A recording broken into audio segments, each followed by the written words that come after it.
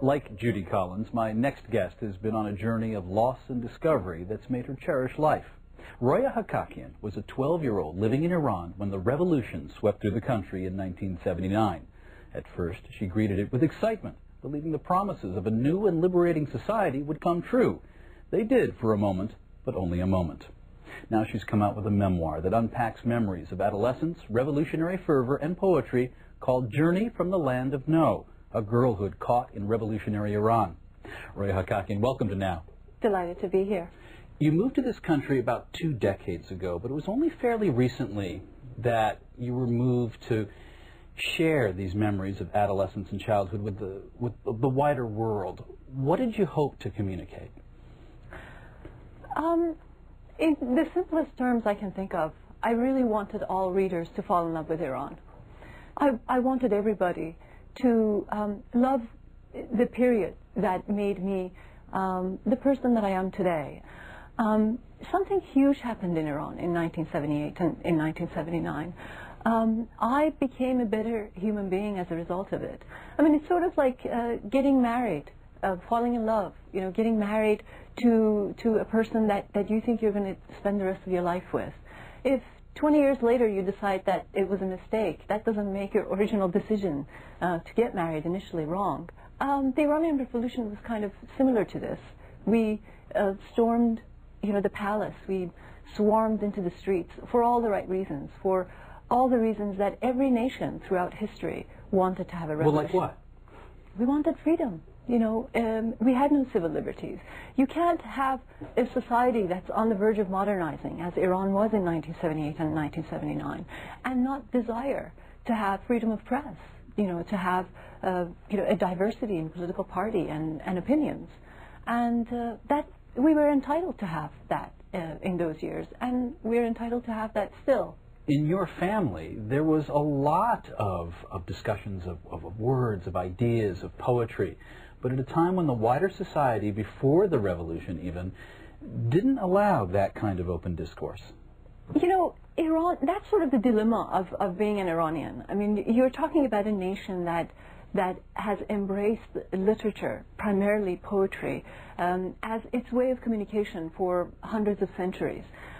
If you get close to an Iranian, the first thing that is going to happen, if they really love you and if they begin to embrace you, is that they're either going to compose a poem in your honor or they're going to read some to you. This is how we communicate as a nation. What has always been really fascinating about Iran is that we have become accustomed to this life of codes and obscurity, that there's been very few moments in history where we have had freedom. Poetry could help there, because poetry can sometimes be read as a code and be read in many different ways. Sure. I mean, you refer to the time of the Shah, and because those codes had been so profoundly established during his time, that they then came back and said, from this point forward, we're going to slash red rose from poetry, that no poet was allowed to use the, you know... the phrase red rose. Phrase red rose. Because? Because people had come to understand it as an allusion to possibly, you know, leftist aspirations and, you know, communism, and, you know, dark night was supposed to be a symbol of dictatorship, whereas morning or dawn, you know, was supposed to carry with itself the idea of freedom. So here's a culture that has really established its way of communicating through you know, these allusions and therefore, you know, poetry. So the revolution happens, and for a while, is it what it's cracked up to be? Absolutely. In what way? First of all, it was the most hopeful time that I had ever witnessed in Tehran. We had all cast away our selfishness as individuals to embrace a bigger idea, which was the collective society. I have not to this day met an Iranian who lived in Iran in those years and doesn't still think that Iran of 1979 and the revolution of 1979 is the most exciting, delirious event of their lifetime. Now, in case we haven't pointed out, you're Jewish, and the Jewish people have had a very long history in Iran. In fact, I was looking at the timeline at the end of the book, back to the 6th century before Christ, essentially. And there you are at school during this revolutionary period, and being Jewish starts to become, I think, a liability. One of the first things that happened was that divisions of what later became the new intelligence ministry in Iran were established in high schools, and especially high schools, because the new regime knew that it was the intellectual classes, the educated classes, that had brought on the revolution in 78 and 79. So they put spies into high schools. Exactly. And so, you know, you really began to not trust your peers in the classroom. The early 80s in Iran were some of the most tragic years that Iran has ever seen in its history. They were the years that the radical clerics in Iran were trying to firm their grip on power, and they really didn't relent at anything. And so slew of younger kids were arrested. I'm talking about 13, 14, 15-year-old kids who were arrested, rounded up from schools, and probably never returned home.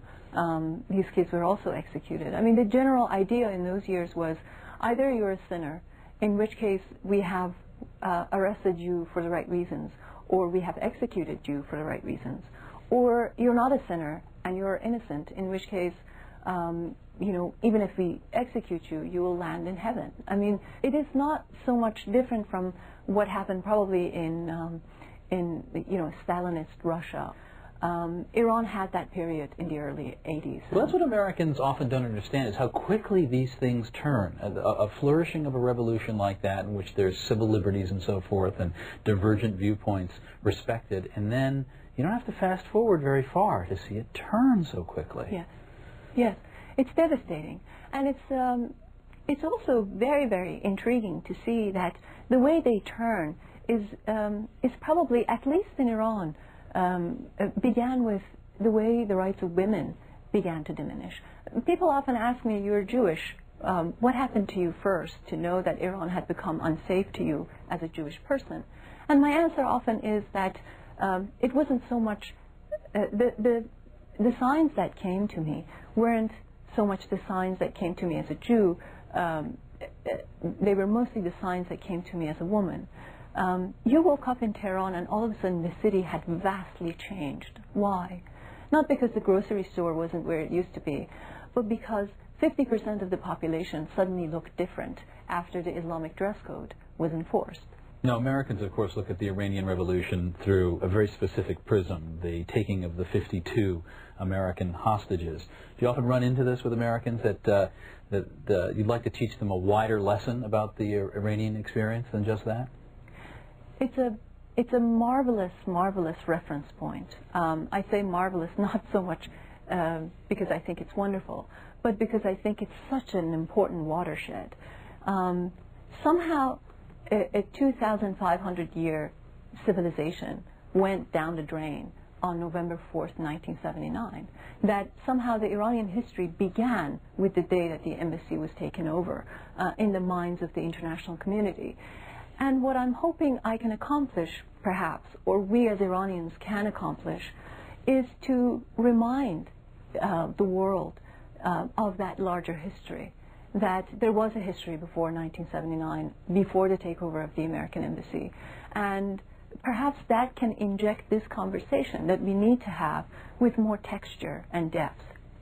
About 5 years ago, you started seeing the movement for reform in Iran, essentially against the present government, flaring up from time to time.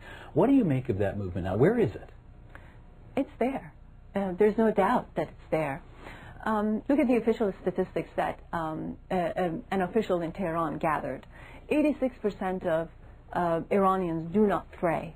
I mean, you're talking about a government that wanted to create a generation that would take the lead and would be indoctrinated by its ideology. Certainly they fail at that. But the secular impulse still holds. Exactly. I mean, it's very important to see that, you know, in 1979, 98.2% of Iranians voted yes in a national referendum to choose Islamic Republic as their form of government. There is a widespread demand these days for another referendum. Why? Because the public has come to the conclusion that the idea of mixing religion and state, of bringing the clergy into the arena of politics, was a wrong one. And so the demand for referendum is to give the public a chance to reconsider the decision that it made in 1979. I think the impulse is there. I think what has happened is that the presence of the United States, both in Afghanistan and Iraq, has made it really complicated for Iran to really make its own decision and go about its own independent... Both sides of Iran, if you look at the map of the Middle East, why has it made it complicated? Well, we are sandwiched in between two troubled spots, or the most troubled spots in the Middle East right now. It's made it difficult because, you know, the best way is just wait for the Americans to overthrow their dictators. Why bother? Why, take the risk of taking to the streets and, risking their lives for something that the American military may very well do for them? But they don't want the kind of mess that is coming in from the pictures we see from Iraq. I mean, they must be rethinking that given the disruption and instability that's clearly going on there. I certainly hope so, but I'm not certain that people are thinking that far.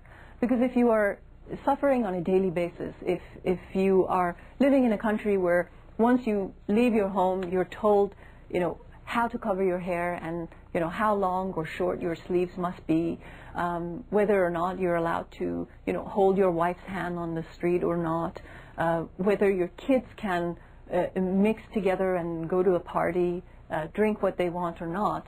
If you're facing these questions, which shouldn't be questions in a civil society on a daily basis, I'm not sure you manage to keep that foresight to say, what happens 3 months after we're occupied. You think that, if these people go, that's the best thing that could happen.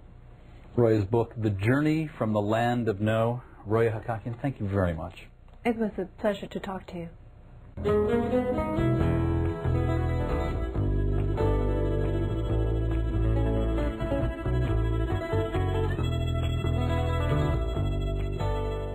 That's it for now. Thanks for joining us. David and I will be back next week. Well, now I'll have my conversation with Elliot Spitzer.